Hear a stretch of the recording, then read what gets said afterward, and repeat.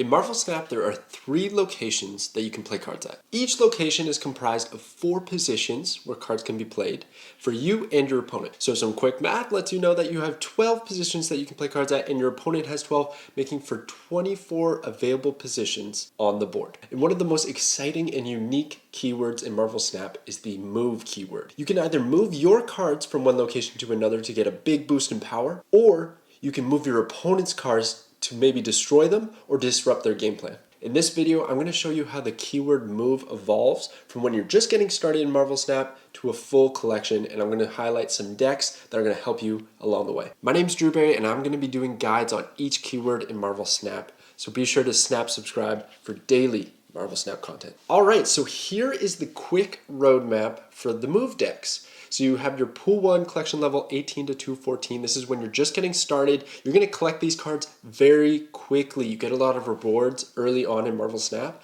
So don't worry too much if you don't have one of these cards right off the bat. You're going to collect them in just probably a week's time. Then you have Pool 2, which is the smallest pool in the game. There's about 50 cards here, and there's only a few that are going to help you with your move decks, so don't sweat that too much. Majority of the move cards that are absolutely necessary to move decks are found in Pool 1, which is why this is a fantastic option to have a lot of fun in Marvel Snap early on in your collection. And then you have Pool 3, where decks really start to open up, and you're going to see how we evolve into a few different avenues for some decks. So I'll be sure to spotlight those and share some clips of some crazy moments. All right, so moving right into the move cards that are in Marvel Snap.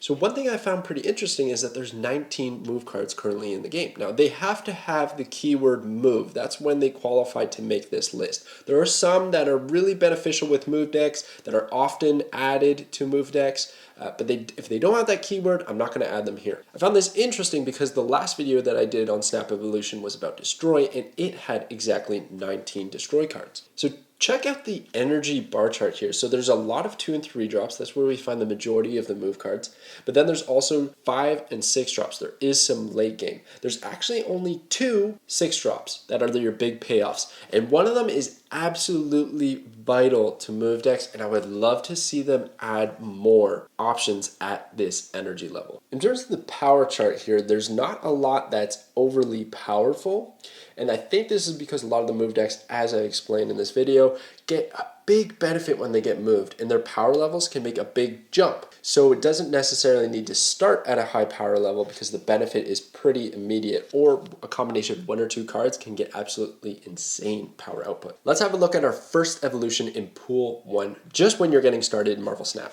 So here are your first 7 move cards in Marvel Snap, and they are absolutely staples to move decks. You have Nightcrawler, honestly one of the best early game cards. Nightcrawler has a very simple ability of being able to move once in a game. This might seem small and not very impactful, but there's a lot of ways you can utilize this. You can move to a location that you can't otherwise play cards at.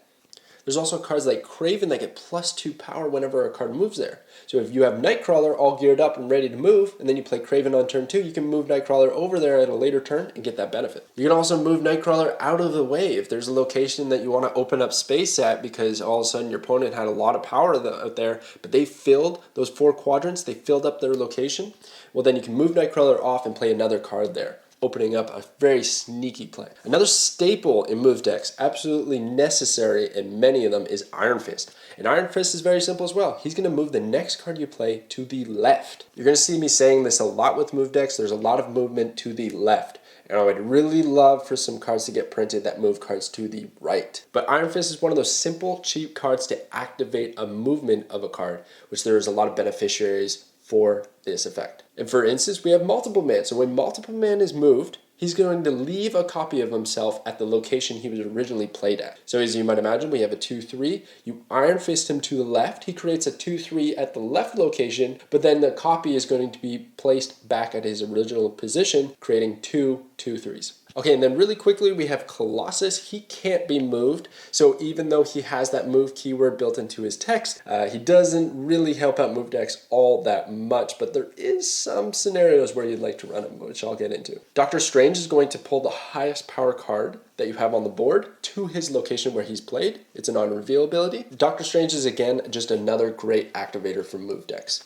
You can focus a card because you know exactly which one you're going to move because it has the highest power and you've set up for it, and then move it over to a location where you want them to be played. All right, and then we have Heimdall. He is your big payoff in Pool 1 for move decks, and it actually ends up being in a lot of decks moving forward.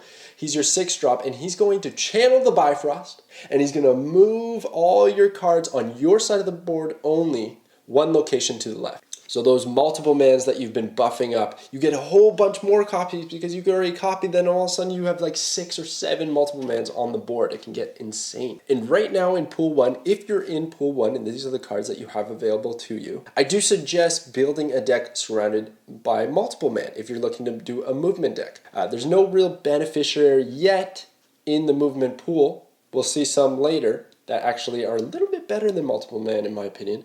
But for now, this is a great way to get crazy amounts of power all over your side of the board. Okay, and then we have the deck. So we have Nightcrawler and Ant-Man. Ant-Man is great because we're going to be moving a lot of multiple men all over and filling up our locations. Iron Fist, Angela is just a great add in Pool 1. Honestly, she can fit into any deck. Forge is going to give +2 power to our multiple man if we play him the turn before. And then we have Kraven, Colossus, multiple man, Hulkbuster to attach to our multiple man, so that multiple man becomes a 7 power card. Then when we move him, he creates 7 power copies.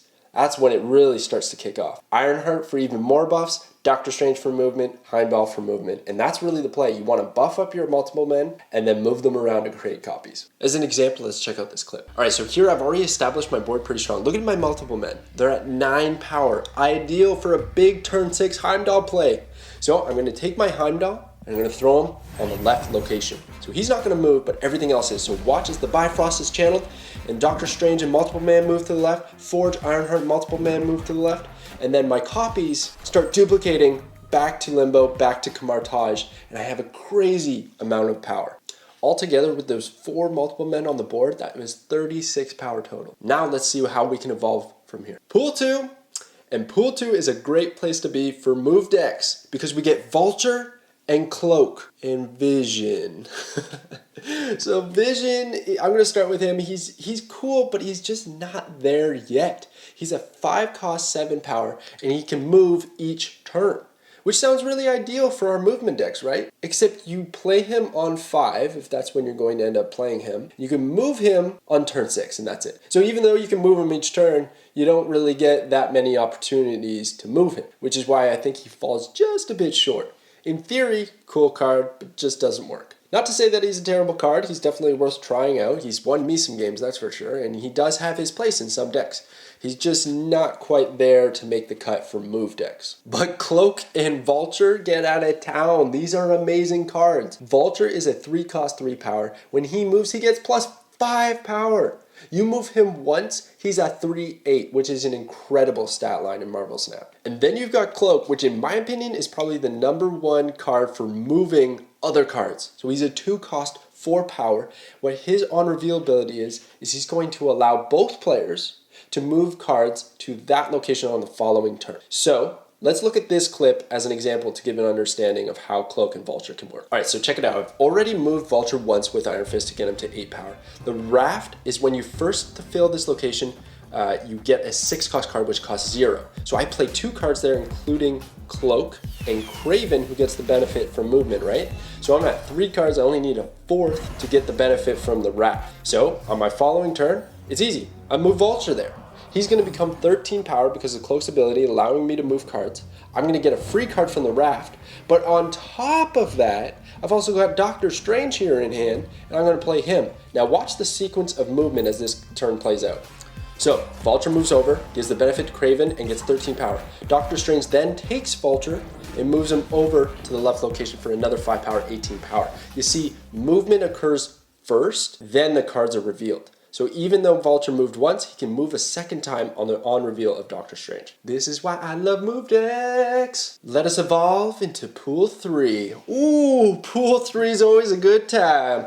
So you got a lot of cards here. So we got on the top is Human Torch, Dagger, Polaris, Kingpin, Juggernaut, Miles Morales, the latest card added to Marvel Snap, Arrow, Captain Marvel, and Magneto, our other big 6-drop. So, as you might have noticed, we have a split in our evolution. We now have our traditional move deck with a couple cards added, but we now have a disruption deck. Because now we're not just looking to move our cards for benefit, we're going to start moving our opponent's stuff and disrupting their plays, and maybe even destroying their cards. So to highlight a few of these, Human Torch and Dagger are 2 more cards added that get big boosts in power when they're moved. Human Torch is going to double his power for each time he's moved, so 1, 2, 4, 8, 16, 32, gets crazy. Dagger is going to get +2 power when moved to a location for how many opponent's cards are at that location. So if they have 3, she gets 6 power. This can stack. This isn't just once. You move her a couple times, this is going to be 6 and then 12 or however many cards your opponent has on their side of the board at that location. Polaris is going to pull a 1 or 2 cost card from another location on your opponent's side of the board to her location. Kingpin is going to destroy any cards moved to his location on turn 6. Juggernaut, if played at the same location your opponent has played cards, is going to move them to another location. Very disruptive. Miles Morales is only going to cost 1 if you moved a card on the last turn. He was just added a few weeks ago. Arrow is going to pull all cards that your opponent played that turn to her location, whether they've been revealed or not. And Captain Marvel, pretty unique here, she's going to fly at the end of the game to a location if it wins you the game. So she can absolutely save you, or she doesn't take flight and nothing happens. And you lose. Then Magneto, probably one of the strongest 6-drops in the game. He's going to pull all 3 and 4 cost cards that your opponent has played this game to his location. But he's 12 power on his own right, so even if his ability doesn't activate, that's a lot of power. So taking a look at our move deck, we've added 3 cards. Miles Morales, Human Torch, and Dagger. We just want more cards that get the benefit, and we have Miles Morales to get a cheap card out there with a lot of power. Now, we're still running multiple man. I have a version of this same move deck, which I'm going to get to in the next slide, but I think is personally better. But I see this run a lot. A lot of people like to add multiple man for the benefit with the Hulkbuster and that sort of thing, but I find it gets a little bit too clustered. But there's some crazy things you can do with the torch. Let's have a look at this clip. All right, to set the scene, Sinister London was our first location on the board, and it's when you play a card here, add a copy. I played Human Torch there, which made a copy on the far right. Then I played Cloak down the middle. So I can move my torches to the middle. They're going to become 4 and 4 power respectively. Doctor Strange is going to activate again. He's going to pull both because they're the same power level and bring them to the left location, which is going to be 8 and 8. That's 16 power. But wait, Doctor Strange becomes a copy on the far right, and he's going to pull both those torches again, making them 16 and 16. Get out of town. That was a 32 power play on turn 4. Unreal. I did a video a long time ago that was about Human Torch trying to get him to over 100 power. I just made a deck on that. I ended up getting him over 200. It can get absolutely out of control. All right, and then we have the Disrupt deck. So you'll see basically the idea behind this deck is I want to move my opponent's cards around to give them a hard time and ruin their board space so that I can just play high power cost cards and just win the game outright. So let's take a clip on how that works with Kingpin and Arrow. Okay, so we have Kingpin on the far right with players. I'm winning the right and left location. I'm gonna play Arrow on the right, and then I'm gonna play Morales on the left for a bit of extra power. But the idea is I'm hoping my opponent plays cards on the left so that I pull them with Arrow and destroy it with Kingpin, so that they have no chance no matter what to win this game. So that's what I do. I also have Kraven, who will get the benefit from movement cards, and my opponent plays 1 card on the left, and Arrow's gonna pull it, and Kingpin is gonna smash it, and we don't even get to see what it is. Doesn't matter. Doesn't matter. It could have been his big 6-drop, his big play, but it got completely destroyed from Kingpin, and I win the game. Okay, then we have some extras. I'm gonna talk about a few of these here. So we have Move King. So this is my personal deck. I haven't seen this around. There's a few things in here that I think are a little bit spicy to make for a good deck. And that is Goose and Mojo. So I think these are excellent move decks because, as I was saying before, you have a lot of stuff that moves cards to the left side. So Mojo gets the benefit if there's 4 cards on each location, he's going to get +6 power. So if I'm moving things to the left, there's a good chance I'm going to fill it up. And then my opponent might want to be competitive on that side, and he'll fill it up. But even better yet is I can put goblins over there. So Green Goblin and Hobgoblin. You can throw those over to make sure that location gets filled, and then you move things to the left. I also really like Goose, because Goose is going to stop my opponent from either the middle location or the left location from playing their big 4, 5, or 6 cost card. So they don't get that big power swing, and then I'm going to move things over to the left with Heimdall. That's what I'm really banking on. I also have Daredevil in here to give me insight on what they're going to do on turn 5, so I can kind of plan accordingly where I want to move my cards and also plant those goblins. Besides that, we're really trying to just focus movement on Torch, Vulture, and Dagger. See, I like to have more board space. That's what this is trying to do. Open up my side of the board so I can focus move cards. That's where I find the most value comes in movement. Then you got the buff and move. This is a pretty fun one. So it's just about buffing your hand to get buffs on Multiple Man or Miles Morales, and then creating copies in your hand with Moon Girl and then playing them for big power output. You could even copy Captain Marvel and then play Captain Marvel on 5 and then 6 and then try and win the locations that way. It can be really fun, maybe not the most competitive, but as more buffs enter the game, this is going to get stronger and stronger, guarantee it. And then we have a hybrid deck. I see this one run a lot, so it's doing both the move and the disrupt. So you're just trying to move cards on your side of the field to get the buffs, and then you're trying to also disrupt your opponent. And this one ends up running Magneto instead of Heimdall, because I think the better focus here is to disrupt your opponent, and if you get the movement once or twice on your cards, that's enough power output for you to be satisfied.